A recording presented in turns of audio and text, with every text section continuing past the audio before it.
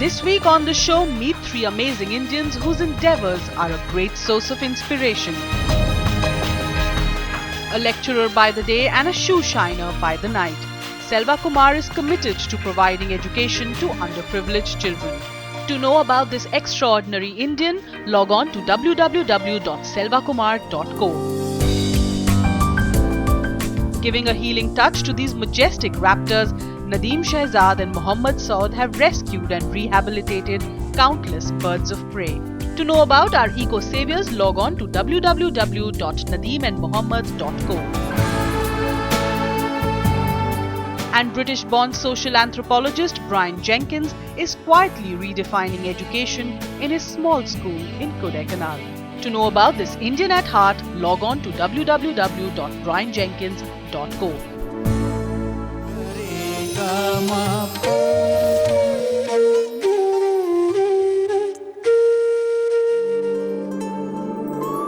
It's a usual morning in the life of Selva Kumar and his wife Malika. They are busy preparing a meal for 170 destitute children. This has been a ritual for them for more than a decade. Selva Kumar, who works as an assistant professor in a college, runs his own school in Padiyanallur near Chennai.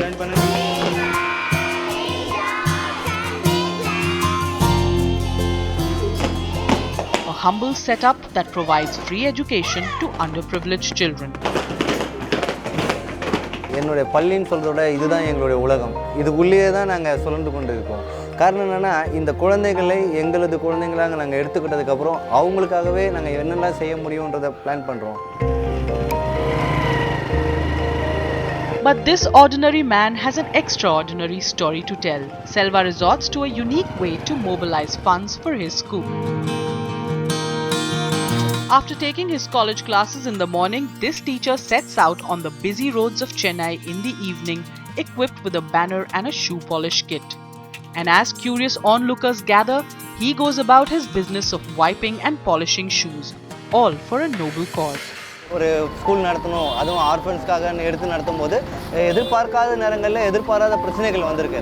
ஆனால் அந்த பிரச்சனைகளுக்குள்ளே இறங்கி இதை எப்படி follow பண்ணுறதுன்னு வச்சு நாங்கள் ஓடும்போது automatically, ஏன்னா நமக்காக ஒரு விஷயத்தை நம்ம தேடி போகும்போது கண்டிப்பாக சில நேரங்களில் தோற்று போயிடும். ஆனால் இது அடுத்தவங்களுக்காகன்னு வரும்போது அது எவ்வளோ பெரிய கஷ்டங்கள், எத்தனை பெரிய பிரச்சனைகள் ஆகும்போது அது ஆட்டோமேட்டிக்கலி சில நேரங்களில் எங்களை மீறி அது சக்ஸஸ் ஆகுது.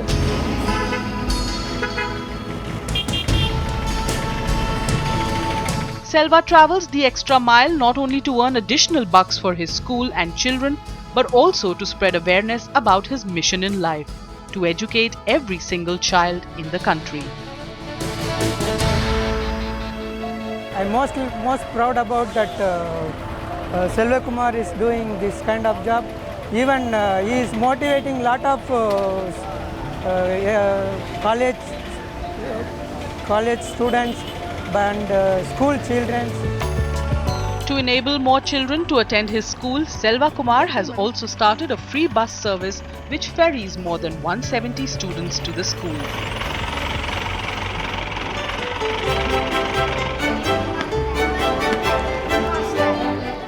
An idea that encouraged more parents to enroll their children in his school.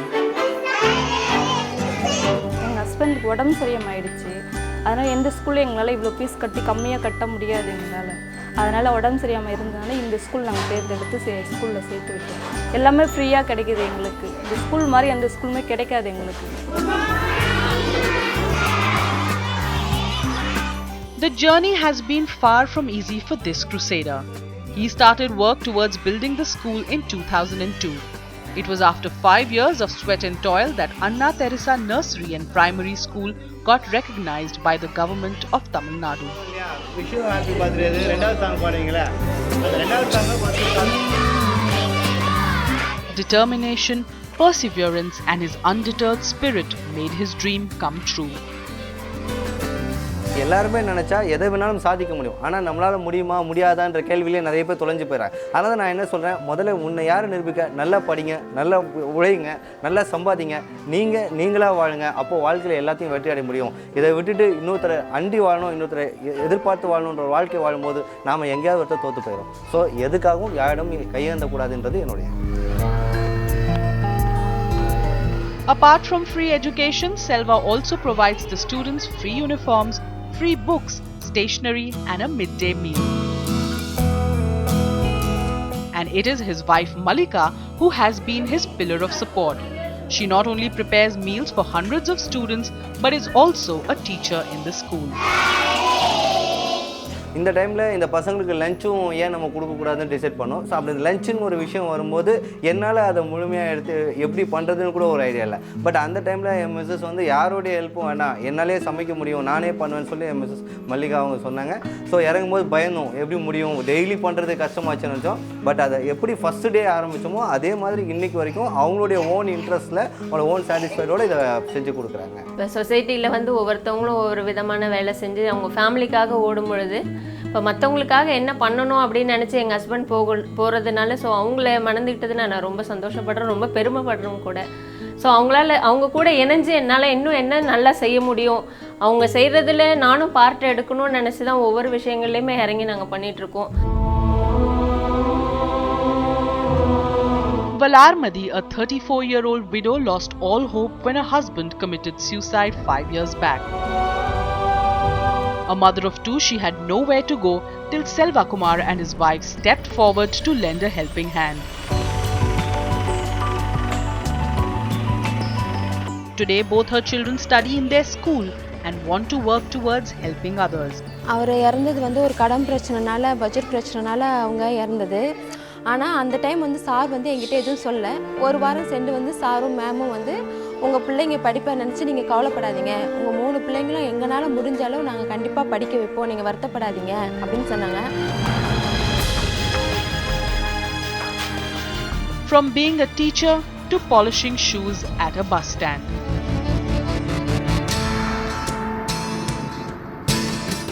This self-effacing man has left no stone unturned to work towards the cause he champions.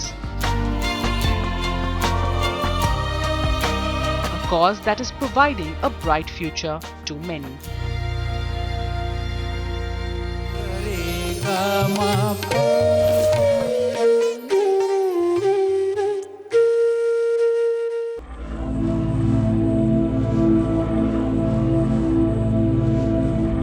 Spreading their wings, they soar high into the sky. A spectacular sight. But how many of us care about their fate when they come crashing down from these immense heights? India has a tradition of paper kite flying, which is known as patangbazi, and people fly a kite with a sharp string known as manja, which is glass coated, powder glass coated, or a metal powder coated. It's cut like a knife, and in the air when a bird collides with the string, and they get severe cut wounds. Even their bone is cut into 2 pieces in some cases. And the worst case, the whole wing is chopped off in mid-air. The figure will maybe go about 6,000-7,000 birds which are getting wounded by kite flying thread in a single year in Delhi only. But in this small house in the bylanes of Old Delhi, these birds of prey have found a safe haven. Brothers Nadeem Shehzad and Mohammad Saud have dedicated their lives to rescuing injured birds. A close encounter with an injured black kite decades ago triggered them to devote their lives to these majestic raptors. एक हमको kite मिली जिसके wing में injury थी, fracture था, और उसके kite flying thread से wing कटा हुआ भी था. तो उसको हम उठाकर अपने घर ले आए. हमने सोचा जैसा भी होगा, जो भी कर सकते हैं हम इसके लिए कर लेंगे. All the bird hospitals, they are situated in temples, and because of their religious belief, they cannot feed meat to them. we felt very bad that day that there's nobody to look after our carnivorous bird because it eat meats. We thought we should do something.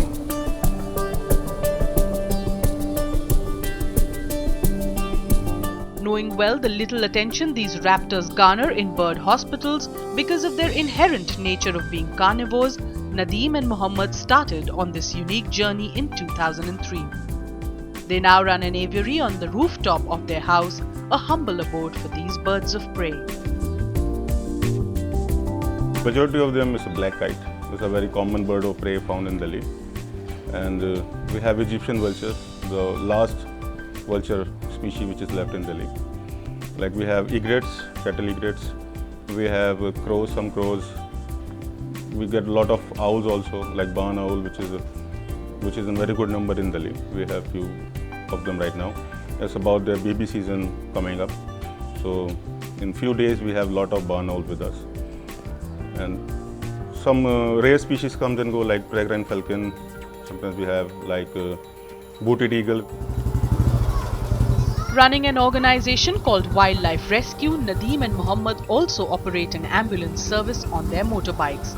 They cater to rescue calls made by individuals, organizations and even bird hospitals across the city. Apart from 1-2 hospitals, we never approach anyone to give their birds to us. Just because of our commitment or because of our professionalism, people do respect us and they themselves approach us and transfer their birds of prey to us. Even like if you dial a 100 number, police control room, they direct their birds of prey calls to us only. Delhi has a number of birds, but very few people who know anything about their care. So what happens with the Sanjay Gandhi Animal Care Center is that since people know of this as an institution, they come and deposit sick and injured birds, including owls, kites, eagles, etc.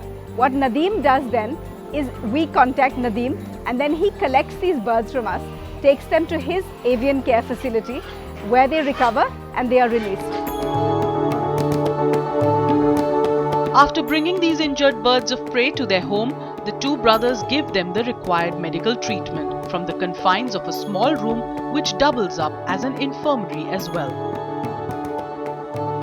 ज़्यादातर procedures तो इनके ये stitches वगैरह के रहते हैं और बाकी कुछ इनके गायनेकोलॉजिकल प्रॉब्लम्स होती हैं तो एग बाइंडिंग होती है. Growing up in the bustling lanes of Chavri Bazaar, Nadeem and Mohammed were drawn to birds from a very young age. What's amazing is that they have received no formal training. They learned how to treat injuries from books, online tutorials as well as their neighbor. छोटे से थे जब ये हमें देख देख के आते थे, इनको खुशी भी होती थी बहुत. हमने इनको बताया, इनको लगाव हो गया. जब से ये शुरू से यही काम कर रहा है. With no donations, the brothers run a small business of manufacturing bathroom fixtures to pursue their endeavor of protecting and healing these birds. They have treated more than 5,000 birds of prey before releasing them. Previously, my father was manufacturing spare scooter parts, and that was the problem was there in the business. So I have to leave my studies and join the business. The same goes for my brother Mohammed Saud. Initially, when we started Wildlife Rescue, it was a very small thing going on in our home. Now the quantity of calls and the number of birds coming to our facility is huge. Up to now, the stage of Wildlife Rescue is that much that it cannot be sustained by the income of 2 individuals. It's now a proper organization which requires a lot of funding. So right now, we cannot say that the funds which we are sparing from our pocket is sufficient to run Wildlife Rescue. Nadeem Shahzad and Mohammed Saud personify compassion. Their journey is not an easy one, but these eco-saviors are determined to give a healing touch to as many raptors as possible. Started by Brian Jenkins in 1991, the Sholai School offers a holistic approach to education, with an emphasis on practical and hands-on learning. His story after the break.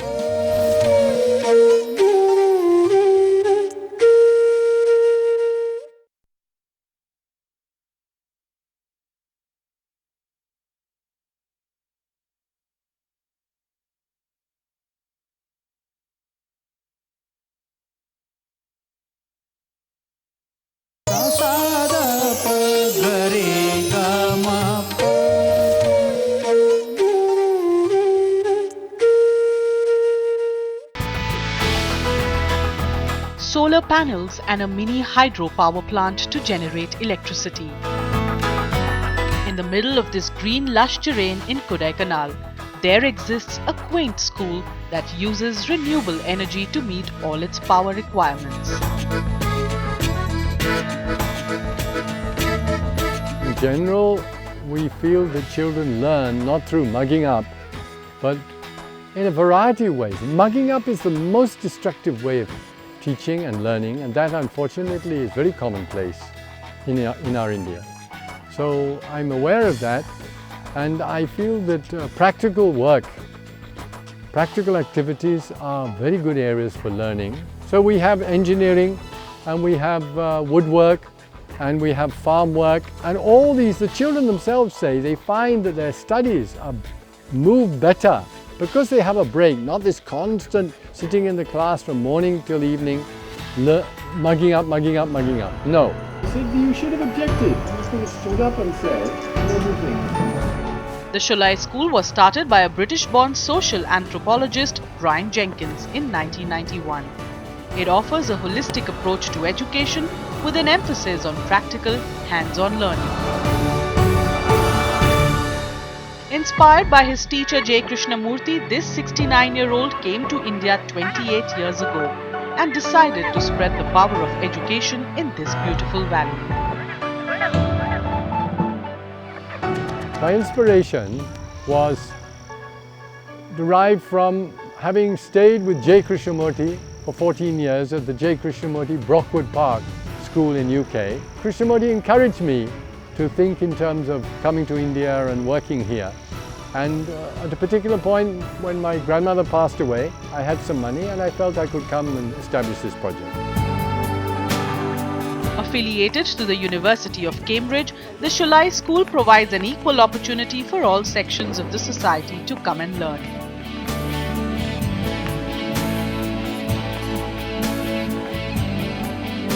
Nearly half the students in the school are locals who pay no fee, and the remaining half are students of different nationalities from across the globe. How many of you heard of Malika, who was one of our teachers some years ago? If you take a child who's come from a wealthy background, middle class in India, and a child who's coming from the local background, the middle class child will be very loquacious. That is very noticeable. If they meet a foreigner, they'll say, "Where are you from, uncle? What's your name, uncle? What do you do, uncle?" All those questions will go on. Whereas the local child from a poor family, they'll have almost nothing to say, they'll only watch. And these are two aspects of the two cultures. And when they interact, it works as a good mix. Sukanya lives in the nearby Ganeshapuram village and walks every day to her school. Her mother Daumani works as a cook in the school mess. When I came to the school, I should never mingle up with people. I just stick to one person. So Mr. Jenkins made me mingle up with him. Every meeting, at least like twice or thrice, they mention that mingle up with people, mingle up with people. Now that I've got so many friends here that I can't even tell.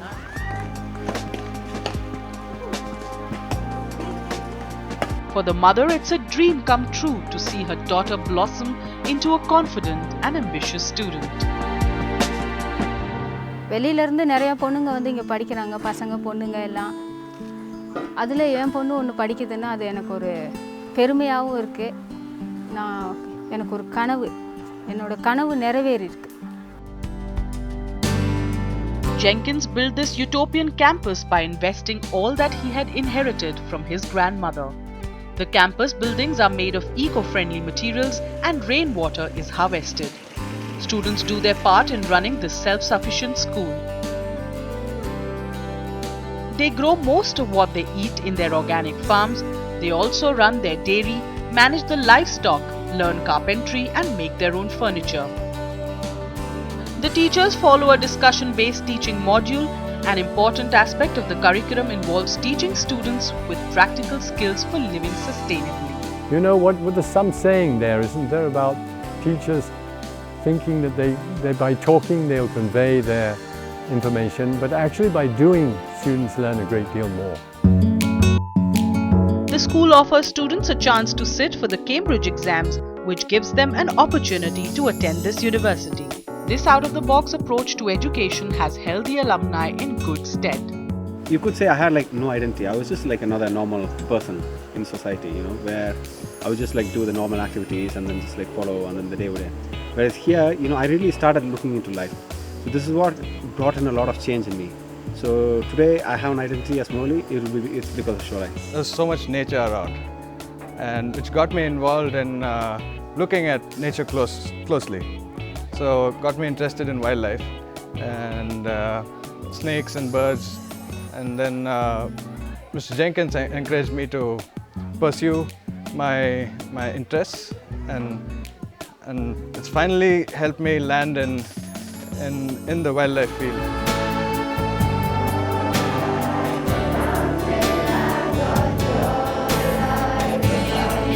Empowering students with the tools to live sustainably and meaningfully, Brian Jenkins is quietly redefining education in a small corner in this country.